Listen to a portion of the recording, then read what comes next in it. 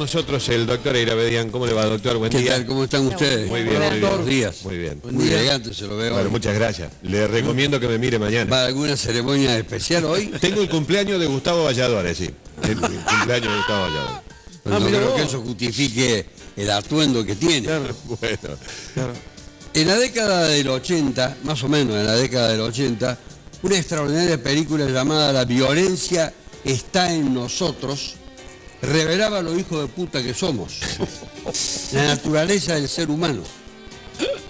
Ahora van a dar una nueva versión de esa película, pero mientras tanto, eso que tenemos adentro y que nos hace cometer hechos gravísimos, tiene que ser entendido.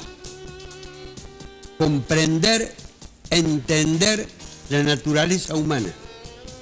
Yo me pregunto, además de estudiar en una facultad, recibirse de abogado, pasar por un consejo de la magistratura, rendir, etcétera, para acceder a los cargos judiciales, los jueces conocen a los seres humanos que juzgan, conocen bien a los que testimonian, a los que comparecen, a las víctimas, a los que interrogan, etcétera. Yo creo que no.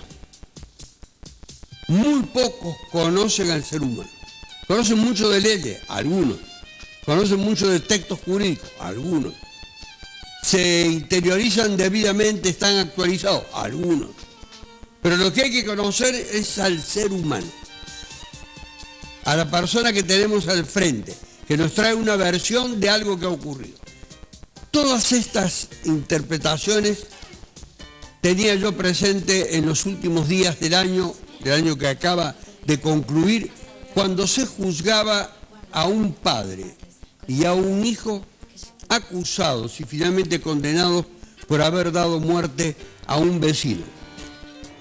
El muchacho, hijo, dije yo, junto con este vecino tenían un problema de larga data, casi diríamos desde la niñez. Habían tenido siempre desencuentros. Pero hay que ubicarlo cuando se habla de la violencia urbana en el barrio donde viven, los valores que portan cada uno de ellos, en la educación que han recibido, los hábitos que tienen.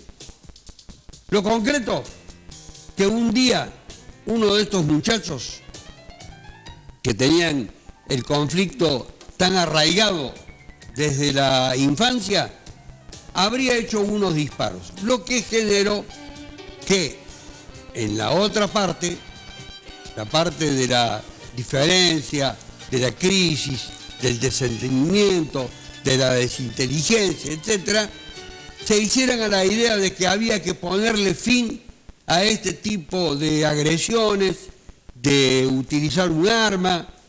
En una palabra, había que reaccionar. Y en consecuencia, el muchacho, que supuestamente habría sido el destinatario de ese proyectil, aunque no estaba destinado directamente en forma inmediata a él, interpretó que esto era el punto final de las diferencias que tenía. Y entonces encontró el respaldo en su padre y también en otros familiares, y salieron en un automóvil a buscar al que había efectuado el disparo. El que había efectuado el disparo, iba con su mujer y un niñito en una moto.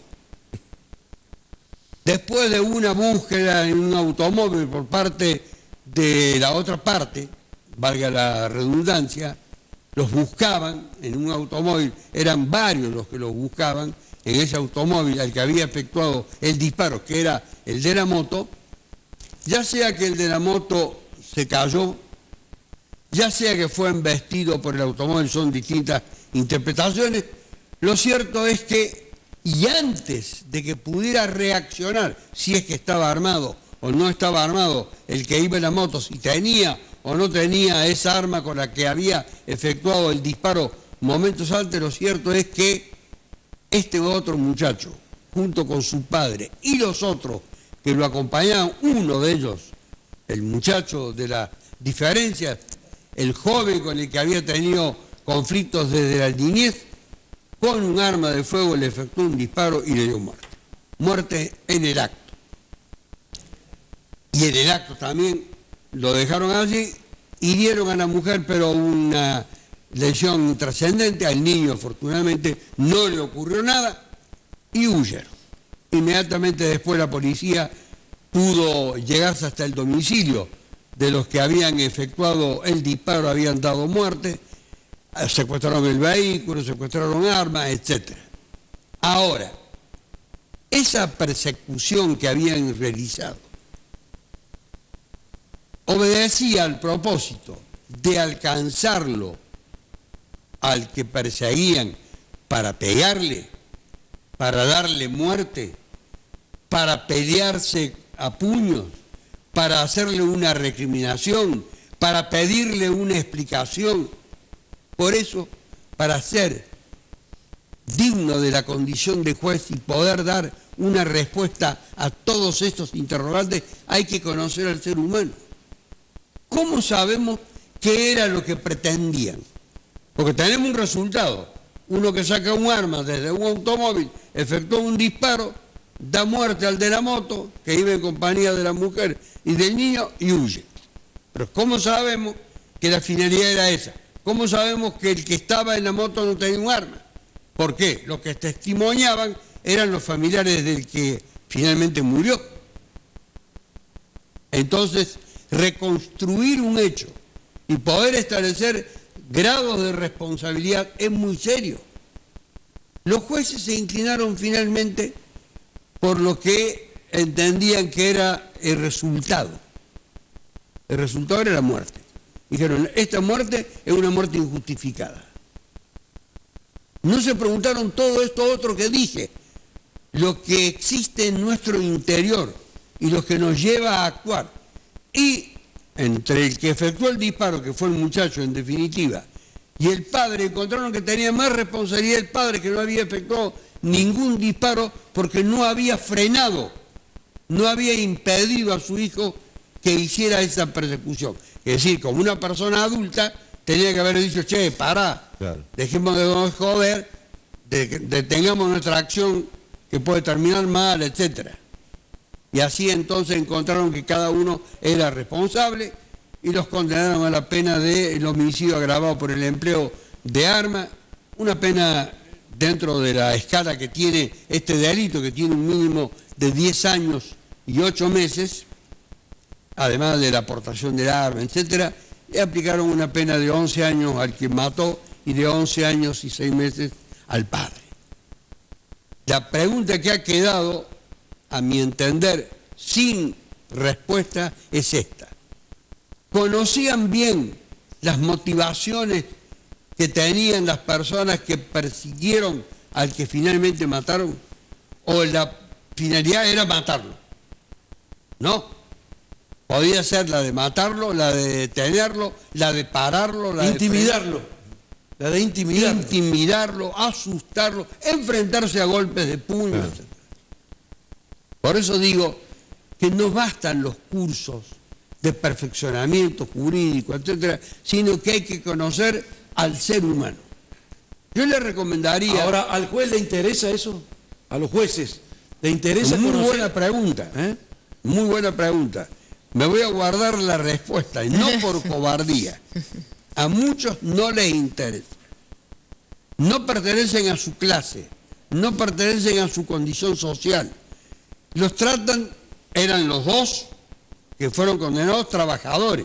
Uno, un conductor del transporte automotor de pasajeros de la ex TAMSE, y otro como mozo trabajaba. Ambos tenían ocupación. La esposa del hombre que fue condenado también trabaja en la municipalidad. Es decir, una familia de laburantes.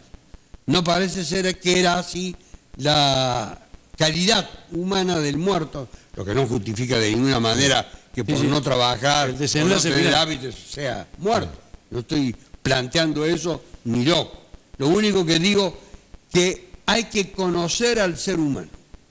No basta con ir a cursos de perfeccionamiento, etcétera, sino que hay que estudiarlo. Hay que estudiar estos otros aspectos.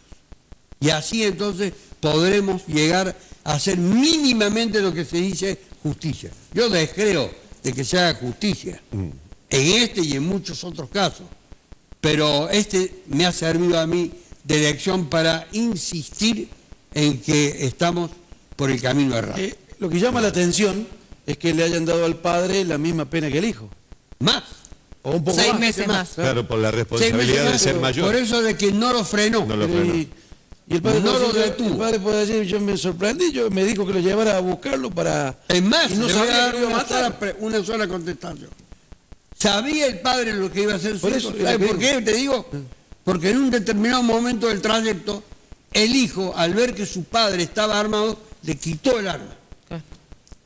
Y el padre se quedó sin arma. Pero la acusación decía que el padre había hecho unos disparos, bueno, cosa que no se probó. No se probaron muchas cosas. Y cuando no se prueban muchas cosas y se llega a una sentencia, se incurre en un acto de injusticia. Muchas gracias, doctor. Gracias a ustedes. Muy amable.